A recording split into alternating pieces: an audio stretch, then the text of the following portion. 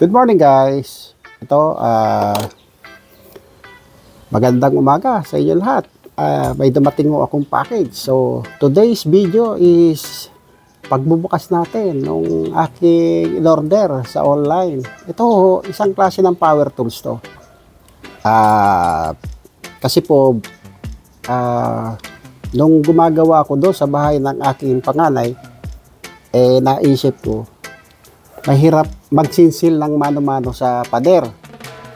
So, bumili ako ng power tools, yung chipping tools, para pag ginawa ko yung outlet sa may kusina, hindi ako mahirapan. Kasi, mahirap po sa akin, as PWD, yung kumikilos ba, na may problem po ako sa immobility at saka yung balance. So, para mabilis ang trabaho ko, hindi na ako magsisinsil, gagamitan natin ng power tools. So guys, ito na. Check natin. So, ayun guys, binubuksan ko na, in-adjust ko lang yung camera. And then, ito, medyo maingay kasi yung mga aso natin. Taon lang taon. So guys, ito, binubuksan ko na guys. Ganda yung pagkaka-packaging niya guys. Ito, naka-fragile talaga. O, fragile. Ayan o. Ganda. Parang nakapambalot ng ice candy.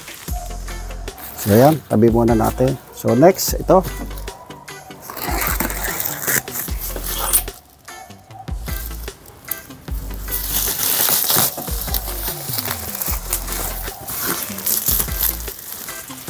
So, buksan natin. Teka lang guys, at ako'y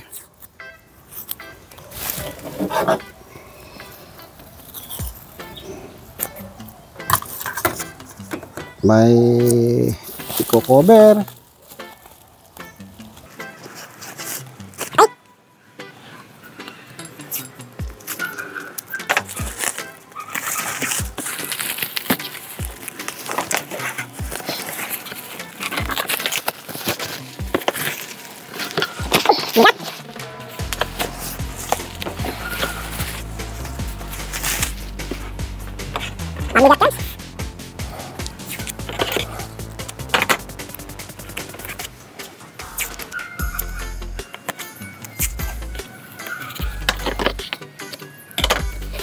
Graduation lang. Nakita nyo guys, ito yung in-order natin power tools. So, tinakpan ko lang guys yung mga pangalan para hindi tayo magkaroon ng violation sa product advertising guys. Patuloy lang natin buksan kung ano to, unboxing natin. Yung pagbubukas natin ng ating in-order sa online.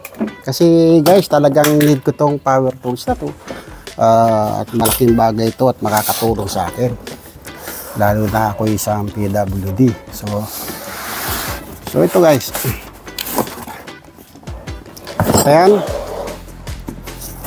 So, bali, ito yung itsura niya guys. Tinakpan ko lang yung mga pangalan para hindi tayo magkaroon ng violation sa product advertising guys. Guys, dapat nga nag-iingat tayo sa mga ginagawa nating upload. So guys, patuloy tayo.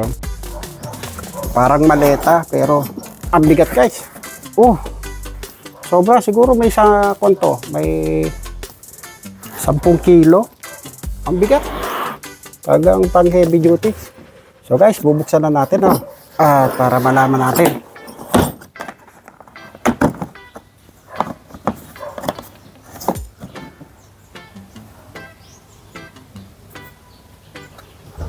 O yun. Ito na guys.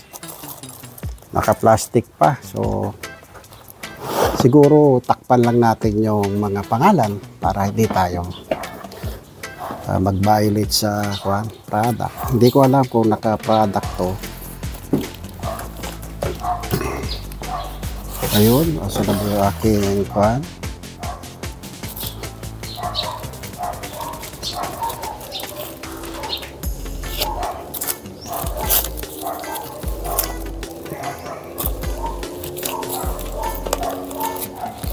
Yan, tinatakpan ko lang guys yung pangalan ng product.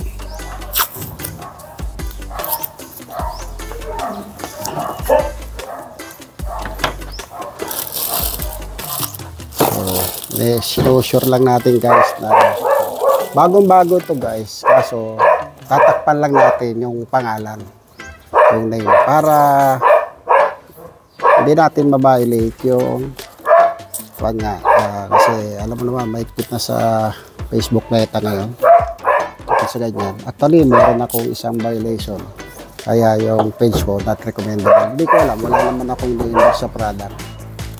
So, nagkaroon ako ng isang tara. So, ayan. Ito guys yung kasama. Ito, meron siyang manual. So, may manual siya guys. Rotary hammer. Ito guys, rotary hammer.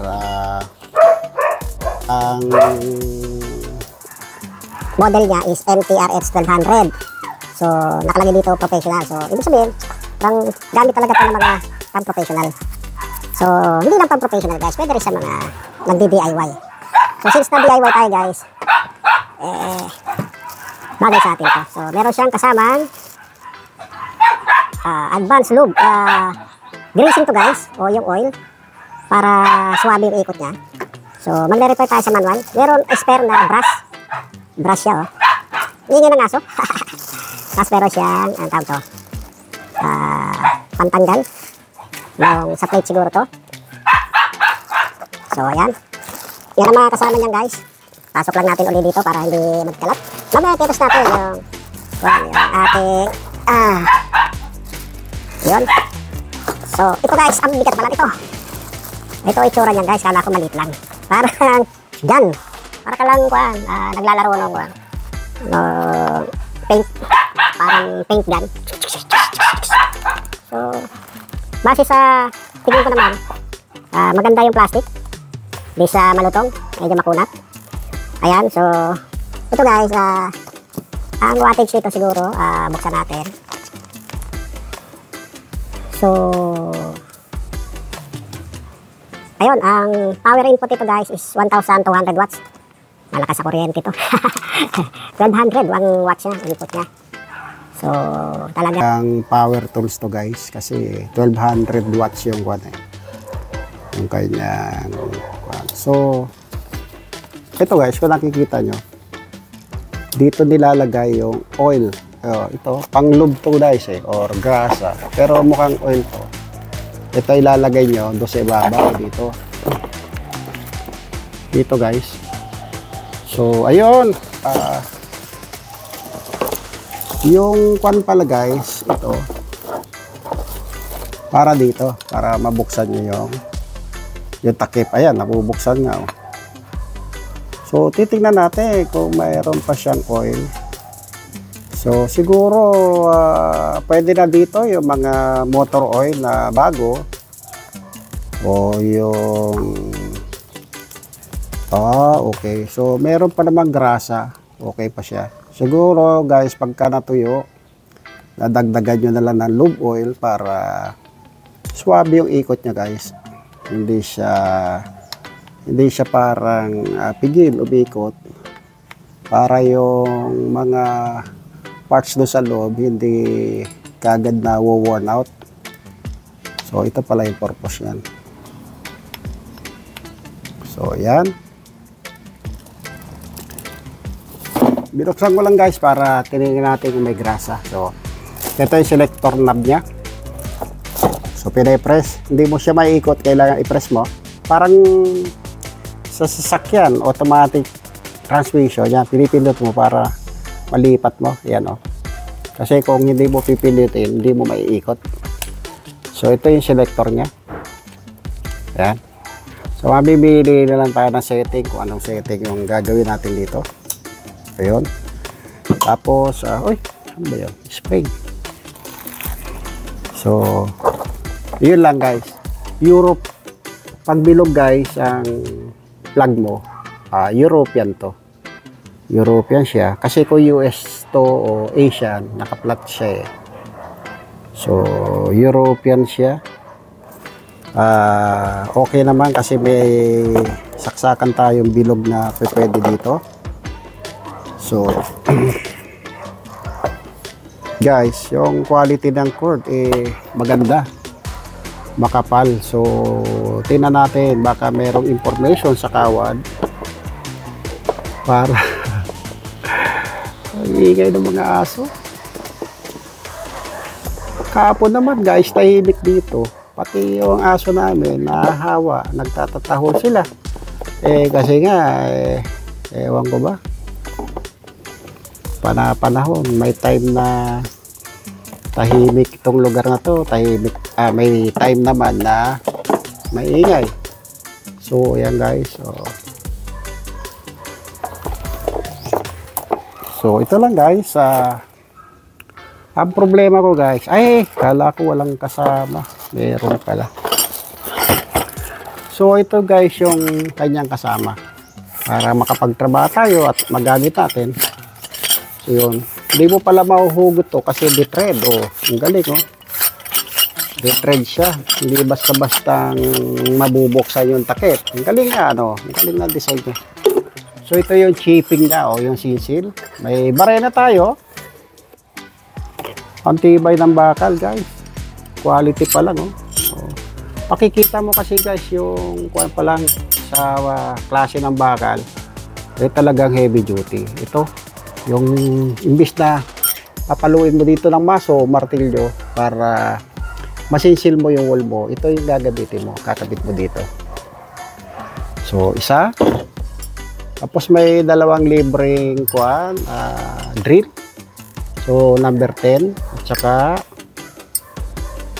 walang designation tong isa. 12 ba to? Number 12. So isang number 10 at saka number 12 na drill. Ito ang kasama.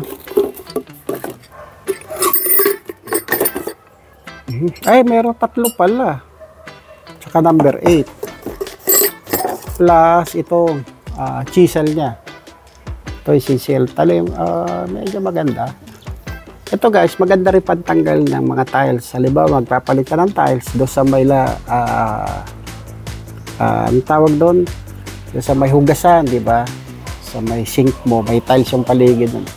Ito, pwede pantanggal to kasi pag gumandar to guys, maganda yan mabilis yung kanya. Para kang talagang sinisinsil mo yung tagiliran ng tiles. So yan. So ito yan. Mamaya subukan natin. So hindi ko muna ikakabit guys yung kuha natin, yung bala. Basta subukan lang natin yung motor kung talagang tatakbo o hindi. So ito. Ayan. Takip.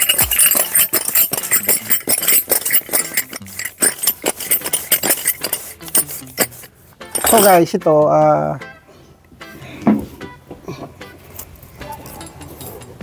German technology, kaso made in Taiwan to guys.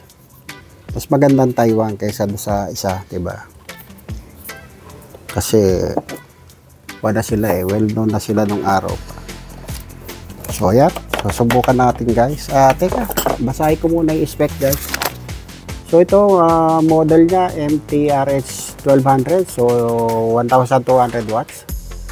Voltage 220 to 240, 50 is the 60 Hz. Tapos ang input niya ang pagka no load yung speed niya is 800 rounds per minute. So nakaka 800 na ikot pala siya sa isang minuto. So ang bilis guys So sa no load yun. Tapos sa impact naman guys 3150 bit per minute. Ano to?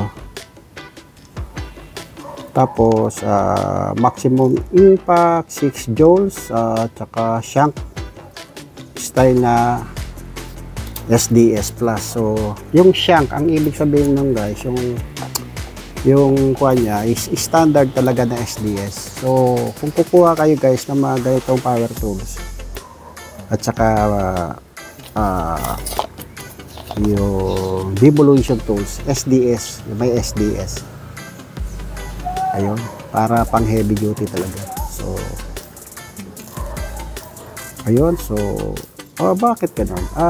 Kala ko 10 kilo, 4.2 kilograms lang pala yung kuha nito, yung bigat nito. So ayun lang guys. Kasi yung iba naman, procedural lang to, tsaka kung paano mo alagaan. So yun, may mga don'ts at tsaka do's to na pwede tsaka hindi pwede.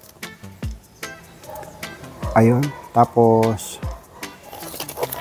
may instruction na rin. So ayun, yung nakalagay kung hammer o ano to, drill. So tatlong setting, A, B, C. So yung gitna pala, dito yung setting niya to, asan ba yung B. So hammer only mode A plus F. Ayun. So may selector naman guys. So siguro pagka ginamit na natin to is masusubukan natin. Kasi first time natin gagamit ng ganito para do sa pag sisinsil natin. Magkakabit ako guys ng kuan. Magkakabit tayo ng outlet. Kasi walang outlet guys yung sinasaksakan ng nabili namin kuan doon. Nabili natin gas range para magamit yung electric oven. And then yung rep namin naka-extended lang doon sa kabilang wall. So dapat malapit siya doon sa kanyang pwesto. So pagka naka-normal guys, drilling lang to. Pwede rin pala sa drilling to. So ayun, may warning lang siya guys. Non-functioning mode. Only motors running but no function. Do not leave the tools running under this mode. Okay. Can affect the life of the tools. So guys, may warning dito na pagka non-functioning mode, huwag nyo daw iseset to sa mga non-functioning mode, tapos papaanda rin nyo. Yung lifespan o ng tools natin nababawasan, nawo-worn out agad. So mamimili ka lang, impact ba, rotary hammer para sa pagtitik-tik ng wall. Ayun, so may warning ulit guys. Ito ang importante guys, yung warning. Babasahin lang natin yan. Paano daw mag-lubricate? Preventive maintenance performed by unauthorized personnel. Hindi tayo authorized, pero kaya naman natin i-DIY yan. Yun.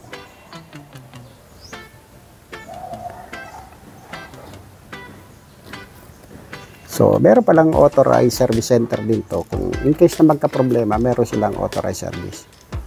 Ayun, tool lubrication. Ito yung tool lubrication niya na pinakita na natin kanina. Tapos may carbon brush na spare. Ayun, ang importante pala nito yung bearing. So, after about 100 to 120 hours operation,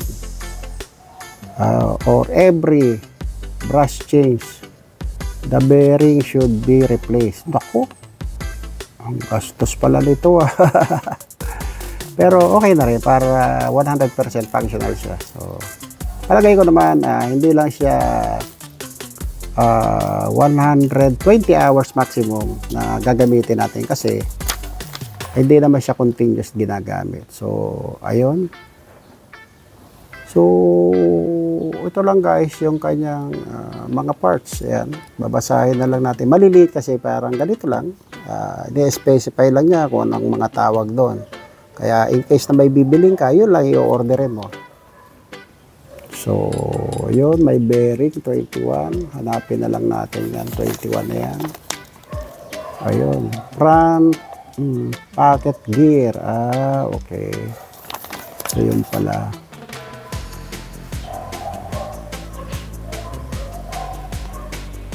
So, dito sa tingin ko pa lang, talagang pang heavy duty itong nabili ko.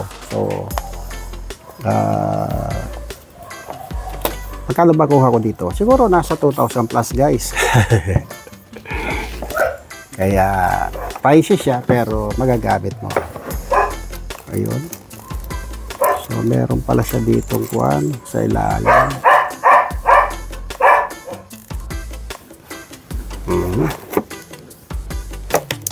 So, subukan natin kumaandar yung motor. Yun. Saksak lang natin guys. Ayun, nakasaksak na. So, subukan lang natin. Oh, lakas ng motor nakakagulat. Grabe. Ayun.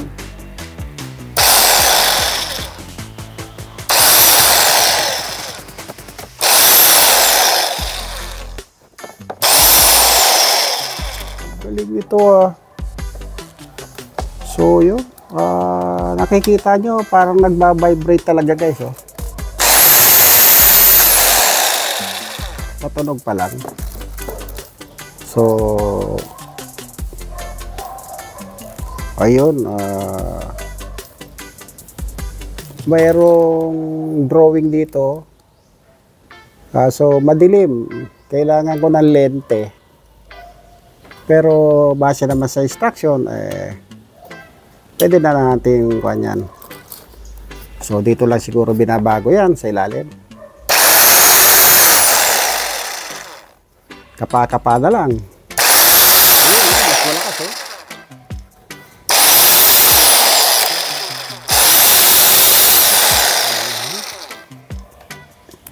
So good, very good.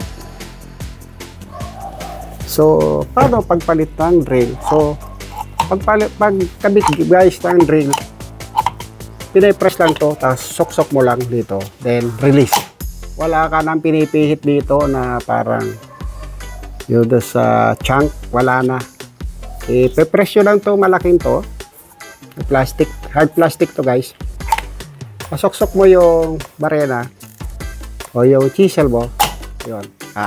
Mas maganda sa pula natin ng isa, yung chisel siguro, makita natin malapad.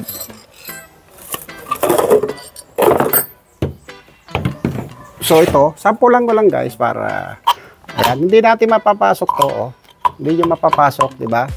So para mapasok mo buo yan guys. So, para may lubog mo to guys, ipe-press mo to. Yan. As, yun, kita nyo, lumubog, sabay release. So hindi na matatanggal yan guys. Gaganon-ganon lang yan guys. Nakalak na yan. So tingnan natin kung anong function. Wow, ayos ganun pala yun.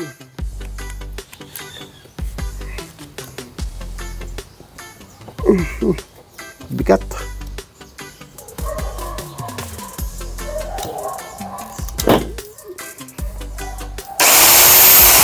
nandito pala yung selector guys. Ito normal drill, ito yung mga rotary. So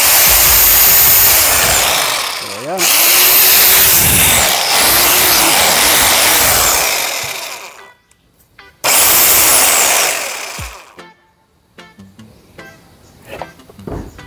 Ganda. Kaya ini-imagine ko kung halimbawa ito wall, tandahan na lang.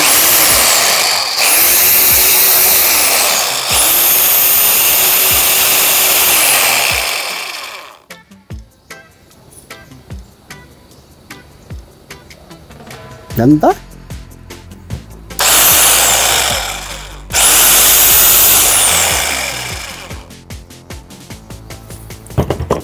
So, pagtanggal, ganun lang din guys. Ugot lang. Napakadali. So, yan po yung rotary natin na pwede natin magamit. In case na i-start ko yung paglalagay natin ng outlet doon sa may lutuan namin. So, yun. So, ayun guys.